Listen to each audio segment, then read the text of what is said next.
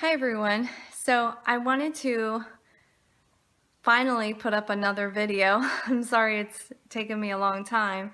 I do have another channel which is Connie Porter, and it's basically a channel of my debt-free journey. I accumulated a lot of student loans while I was in school for my master's degree to get my nurse practitioner license, and I want to pay them off quickly. So most of my videos are on that channel.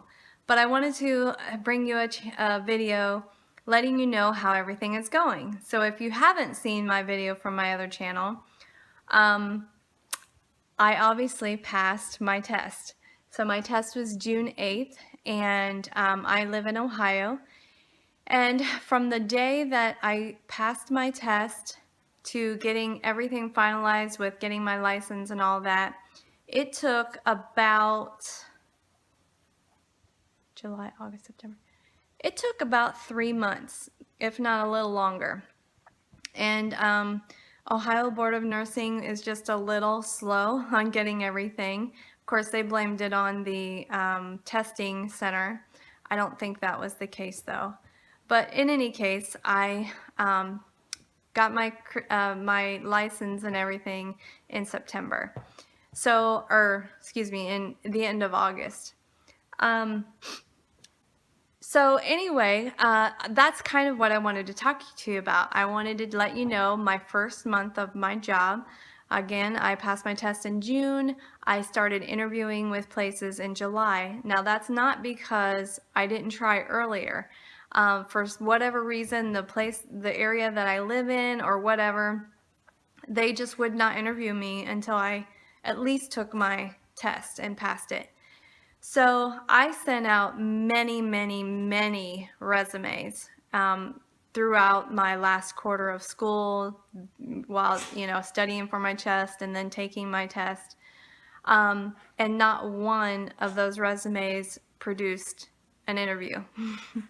I received 3 interviews, and all 3 of those was from networking. So that's my number 1 tip for you for looking for a job is hopefully you still have a job as a registered nurse somewhere, even if it's just part-time or wherever you know people in the medical field. That is how I got my interviews. I just happened to be in the right place at the right time with my boss at the time, and she scheduled a meeting for me to have breakfast with the director of nursing. And it wasn't anything that I initiated. She got an email from her saying that she wanted to meet some of the nurses. And so I was standing there and I said, yes, I will meet her. And in that meeting,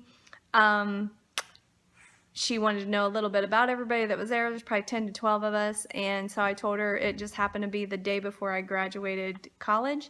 And I told her that I planned on taking my test soon and yada, yada, yada. And so she said to me that she could set me up with some people in my area who were looking to hire advanced practice providers in the near future. Well, I never heard from her for a couple weeks, but you better believe once I took my test and passed, I called her up or I emailed her and I said, hey, remember me? And so she sent my name to this person, that person sent my name to another person, and yeah, so I got an interview. Another interview that I got was I was at work again, and the hospitalist came to my unit for a consult, and my friend happened to tell him while I was sitting there that I had recently took my test and passed it. He wanted my resume. They called me within a couple days, interviewed me, offered me the job that day. I did not take that job, however, because I was waiting on the interview that I had set up through the director of nursing, which I thought was a better fit for me. I eventually did take that job, and my job is with a orthopedic spinal surgeon, and I absolutely love it. It's been 1 month. So anyway, in this month, okay, so I interviewed in July. I did not start my job until September, and that's because they wanted to get the credentialing started. I had no idea. My school that I went to did not tell me of all this paperwork, the business side of it. You know, they basically focused on the patient side of it, which is for obvious reasons. So the business side of it, I had to learn all of the rules and the laws that I didn't learn in my school, and they sent me a stack of papers like this. I mean, it was a stack, and I had to fill all of that out, hopefully knowing what I was signing and all of that good stuff, and then turn it in. And so they got the ball rolling. Well, they found out that the delay with credentialing was going to be about 4 months. And so they decided to bring me on early as provider in training instead of just nurse practitioner. And I was okay with that because as a new grad, I wanted as much orientation as possible. And so I got started, and the doctor that I work with is absolutely fantastic. He is patient. He loves to educate. He's very smart.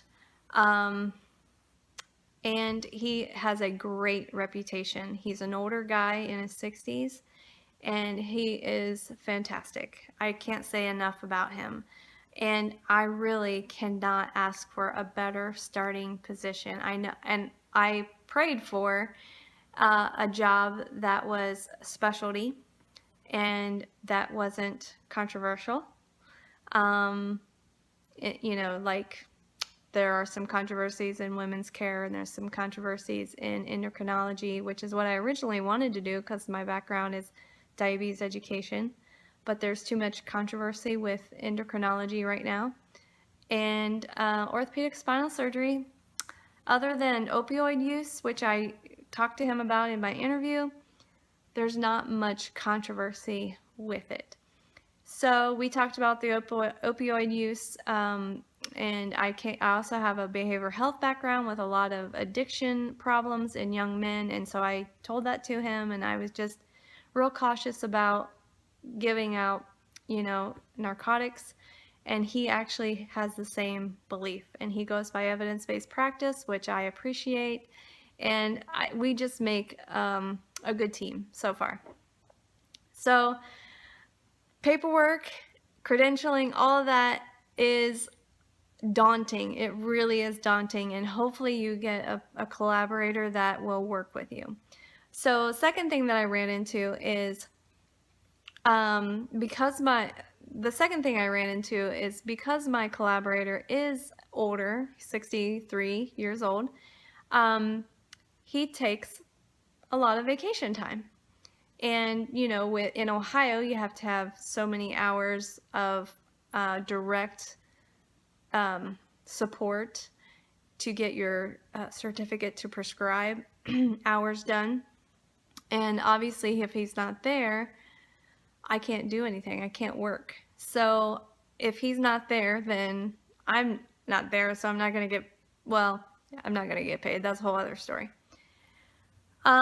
So when I went to orientation for advanced practice providers for the organization that I work for, they found this out that I only had one collaborator. I had no idea that it was in my best interest to have more than one collaborator. I didn't know. I live in a small city, small town, and there aren't any other orthopedic spine surgeries, so I had to find another. I didn't have to find. My collaborator found me another collaborator that could work with me while he was out. So that was a little bit of an issue, but not really. It was resolved fairly quickly and with good cooperation from everybody. Thirdly, education-wise, I follow a Nurse Lada's Facebook group. If you don't, you should. I learned so much from that Facebook group. But the other thing about educating yourself, and, you know, obviously in school, you're not going to learn everything that you need to learn, especially if you go into a specialty. My certification is in family nurse practitioner, So you basically go over everything, the basics of everything, And so I didn't have, specialty training in spinal surgery, orthopedic spinal surgery. So I'm pretty much learning um, from the base up, which I know a lot of people do, but it's not at all like primary care. So I was very honest with him and I said, I hope you're patient with me and I will ask a lot of questions and I'm hoping you'll be, available to answer questions. Now, because he's been in the practice for a very long time, his schedule is full. It is from morning to dark, full. And he is very thorough, so his appointments take a long time. And so on busy days, it's hard to know when to ask and when not to ask. But on the lighter days, I feel very comfortable in asking. I just make a list of questions. I try to look them up on my own because I'm no longer a student. They are paying me to be productive. And so I want to look things up on my own. And if I still have questions, then I want to go to him. And I think that's good practice. But at the same time, I don't want to be overly confident, and I want him to be able to check me and teach me in that way as well. But that's going very well. There are days I feel more confident than others, but really, I am having a great experience so far. I know it's only been a month, but I'm having a great experience, and I see a lot of ladies on Nurse Lotta's Facebook page that just aren't having it. They're like thrown to the wolves the first few days as a new grad, and I know I didn't want that. The job that I turned down most likely would have been that because it was a hospitalist position, and I don't have very much experience as an inpatient nurse, let alone as a nurse practitioner. So I knew that was not a good fit, even though it was more money. But that's okay. It's better to be safe than sorry. Um, but yeah, so I just wanted to encourage everybody. It took me 5 years to get through my master's education because I went part-time, and then toward the end I couldn't find preceptors. It took a long time to find preceptors, and I finally found them all. The last preceptor I had to actually pay for. But it was worth it. It was worth it. And also with things that I've learned, the DEA, the Medicare, all of the insurance stuff that takes a long time, right along with credentialing. So it just takes a long time.